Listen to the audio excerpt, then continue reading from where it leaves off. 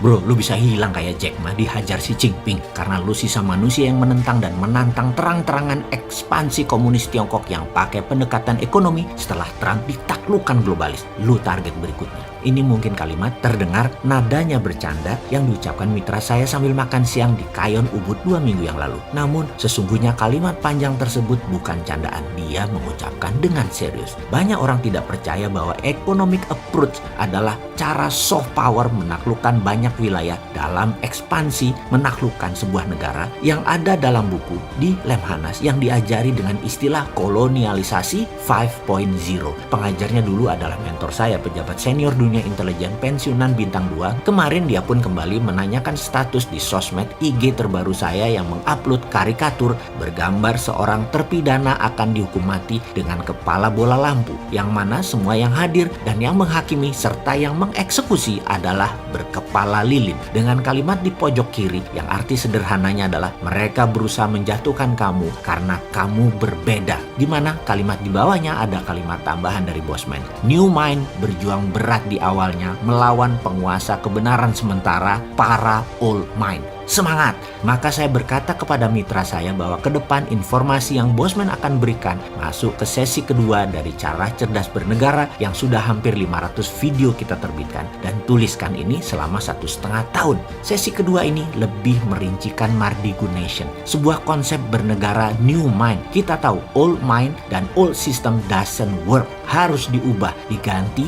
diperbaharui. Untuk proses itu semua, yaitu sebelum perubahan terjadi, maka harus ada ABC, awareness before changes. Changes, perubahan tidak mungkin ada tanpa diawali dengan awareness atau kesadaran. 500 informasi video awal adalah awareness-nya dan seri berikutnya adalah perubahannya. Ini akan menantang hegemoni kekuasaan dalam taraf pemahaman atau keilmuan. Namun tidak apa-apa, ini hanya knowledge baru yang penting untuk generasi yang tidak tahu apa itu P4, tidak pernah ditatar bernegara, tidak kenal PMP secara rinci, tidak mengerti sejarah bangsa dan negara Indonesia secara detail, memahami pondasi negara Undang-Undang 45 dan Pancasila tidak juga paham, diberikan informasi kekinian oleh kita dengan gaya populer, dan ini akan berlanjut 500 video ke depan. Kita mulai dengan kemungkinan video ini di take down atau serial-serial berikutnya di take down. Maka hal itu bisa terjadi bahkan oleh pusatnya IG, FB, YouTube yang melakukannya atas perintah globalis. Mungkin saja globalis sangat anti gerakan patriotik nasionalis. Rencana mereka mau buat negara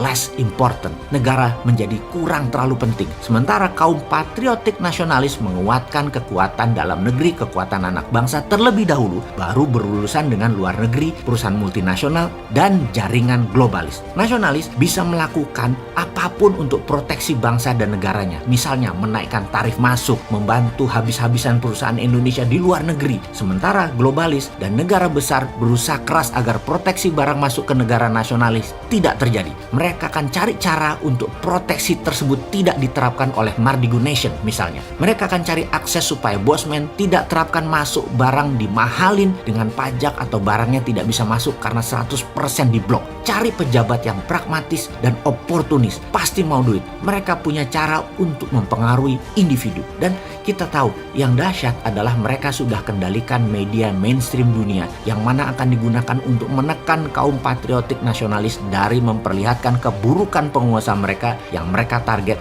karena tidak nurut, lalu memperlihatkan kebaikan produk mereka dan manfaat kerjasama dengan globalis tersebut. Berulang-ulang melalui media mainstream dunia yang di setiap negara mereka punya relay penyambung beritanya. Lihat saja media utama di Indonesia selalu merelay apa perpanjangan tangan media mainstream dunia di dalam memberitakan sebuah informasi. Tidak akan mungkin punya jurnalis di semua negara lalu melakukan reporting langsung atau analisa langsung. Mahal bos. Enaknya merelay, menyambungkan berita utama dunia yang hanya ditranslate mentah-mentah bahasanya. Jadi kalau mereka ingin COVID misalnya diberitakan menakutkan, di Italia ada lockdown menakutkan, di Wuhan orang bertumbangan di jalan bagaikan zombie, mereka bisa putar di mana-mana seperti di awal tahun 2020 kemarin, dan segera seluruh dunia menyebarkan berita ini dan menakut-nakuti seluruh dunia dengan cara yang sama. Sekarang Trump rubuh dan berita COVID menjadi lokalan. COVID menjadi pandemi berhasil hilang karena pemerintah setempat pintar. Kalau tak terkendali ya karena cara cara pengelola pandemiknya salah. Tapi pelepasan COVID pertama dan niat mereka kendalikan dunia saat ini sudah selesai. Tujuan mereka sudah tercapai. Mereka saat ini memanen hasilnya. Itulah masalah patriotik nasionalis yang berhadapan dengan negara besar, negara superpower, dan globalis. Jadi kita bagaimana? Ikuti para globalis dan negara besar, takluk dengan GBHN negara kuasa, atau ikut rencana kerja perusahaan global nasionalis? Kita, kaum patriotis nasionalis Sontoloyo, tidak akan kita lawan mereka semua.